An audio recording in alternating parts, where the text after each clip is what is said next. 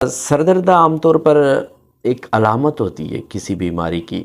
उसकी मुख्तलिफ़ वजूहात हो सकती हैं। उसकी वजूहात एसाबी कमज़ोरी की वजह से हो सकता है।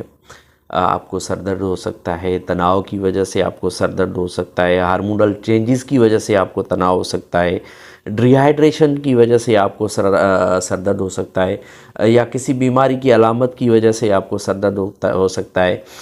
दिमागी नालियों में खून की बंदिश की वजह से, किसी चोट लगने की वजह से आपको सर दर्द हो सकता है, या आपको नज़र या एसाबी कमज़ोरी की वजह से सर दर्द हो सकता है।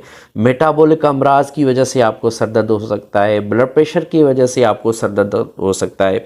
सर दर्द के मुख्तलिफ़ अक़साम होते हैं। कुछ सर दर्द तनाव की वजह से होते हैं। एक क्लस्टर्ड सर दर्द होता है।